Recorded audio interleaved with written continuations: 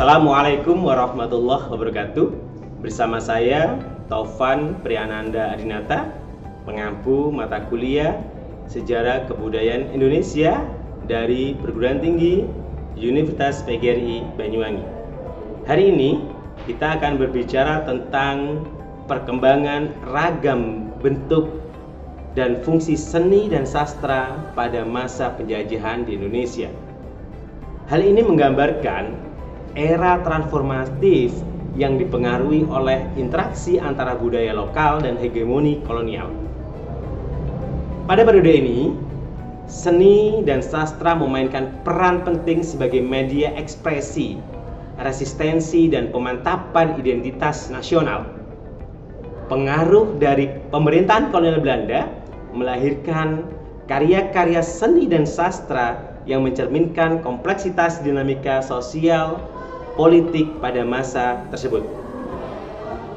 Kita tahu bersama bahwa karya seni dan sastra pada masa penjajahan membawa kita pada wawasan mendalam tentang pandangan dan perjuangan masyarakat Indonesia dalam menghadapi era kolonial melalui karya-karya berbentuk lukisan, sastra, dan seni visual lainnya dapat memahami bagaimana budaya lokal berinteraksi dengan elemen-elemen barat.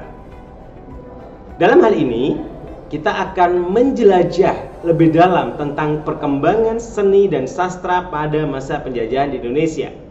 Melalui penelusuran karya-karya yang tercipta di masa itu, kita dapat memahami peran sentral seni dan sastra dalam membentuk kesadaran nasional dan mengartikulasikan identitas Indonesia dalam menghadapi tantangan kolonial. Maka, pada kajian ini ada 5 hal yang akan menjadi fondasi dalam pembahasan seni dan sastra pada masa penjajahan. Yang pertama, seni lukis dan patung. Yang kedua, seni grafis dan karikatur. Yang ketiga, sastra kolonial. 4. Sastra nasional. Yang kelima adalah kesusastraan.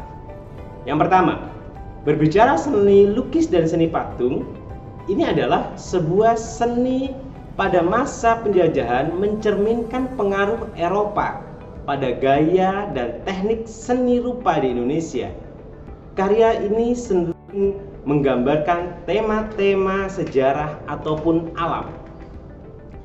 Fungsi dari seni lukis dan seni patung sebagai bentuk ekspresi seniman, seni lukis dan patung juga digunakan untuk memperkuat identitas nasional sebagai sarana propaganda politik.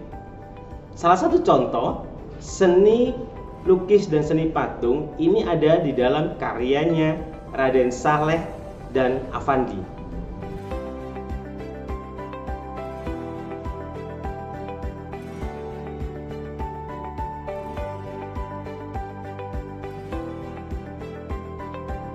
Yang kedua, seni grafis dan karikatur.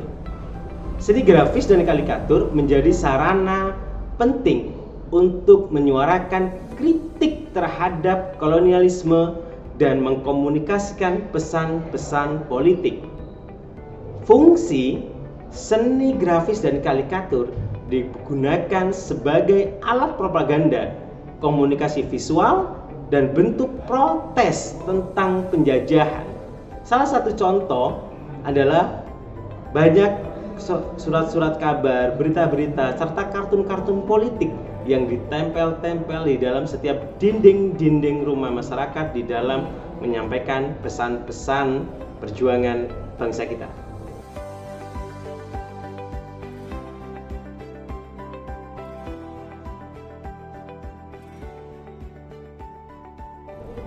Yang ketiga, sastra kolonial. Sastra kolonial adalah karya sastra yang digunakan oleh kehadiran pemerintah kolonial untuk menjadikan sebagai propaganda di dalam sebuah politik nasional kita. Karya-karya ini seringkali memuat narasi yang mendukung atau mengkritik pemerintahan penjajah. Fungsi sebagai media ekspresi dan refleksi pandangan terhadap pemerintahan kolonial. Maka, sastra kolonial ini lebih kepada bentuk novel-novel yang diciptakan sebagai bentuk protes terhadap penjajahan. Salah satunya adalah novel karya Mutatuli, yaitu Max Havelaar. Yang keempat adalah sastra nasional.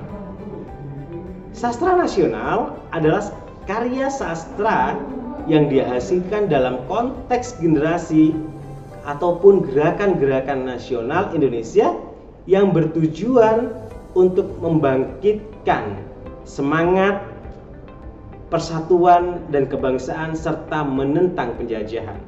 Sastra nasional ini berperan sebagai sarana untuk menyuarakan semangat kemerdekaan dan mempersatukan rakyat Indonesia.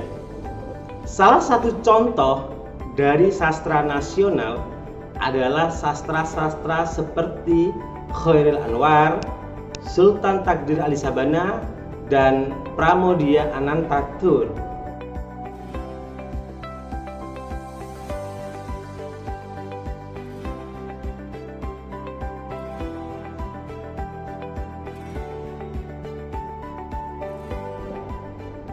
Itu adalah beberapa sastra yang fenomenal untuk bangsa kita. Yang kelima, yang terakhir adalah kesusastraan.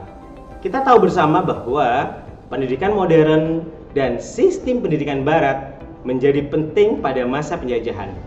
Hal ini mempengaruhi perkembangan bahasa dan sastra di Indonesia.